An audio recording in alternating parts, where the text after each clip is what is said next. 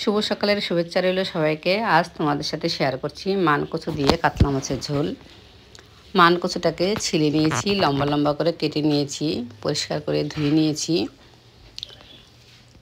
একটা সসপ্যানে জল গরম হতে দিয়েছি, পরিমাণ মতো নুন দিয়ে মান কচুগুলোকে দিয়ে 3-4 মিনিট মতো ভাপিয়ে নিয়েছি, জল ঝরিয়ে নিয়েছি।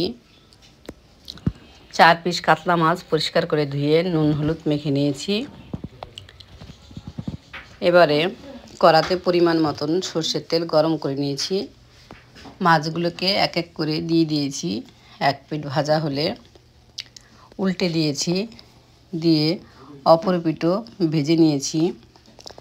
জ্যান্ত মাছ ছিল তাই আমি কড়া করে ভাজিনি, হালকায় ভেজে নিয়েছি। এবারে মাছগুলোকে এক এক করে তুলে নিয়ে ওই তেলের মধ্যে কচুগুলোকে দিয়ে দিয়েছি, দিয়ে পরিমাণ মতো নুন হলুদ, কয়েকটা কাঁচা লঙ্কা চেরা, অল্প কাশ্মীরি মির্চ দিয়ে একটু জল দিয়ে ভালোভাবে কষিয়ে নিয়েছি।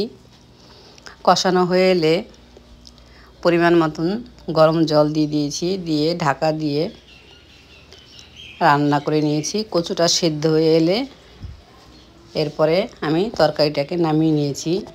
আবারও কড়াতে অল্প তেল গরম হতে দিয়েছি, দিয়ে 2টো শুকনো লঙ্কা ফোড়ন দিয়ে একটু ভাজা ভাজা করে নিয়ে 5 ফোড়ন দিয়ে দিয়েছি। দিয়ে ফোড়নটা ভালোভাবে হয়ে গেলে তরকারিটাকে দিয়ে দিয়েছি, দিয়ে মাছটাকেও দিয়ে ঢাকা দিয়ে আরও 6-7 মিনিট মতো রান্না করে নিয়েছি।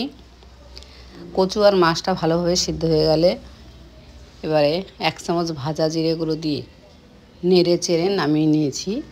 তাহলেই রেডি আমার মান কচু কাতলার ঝোল।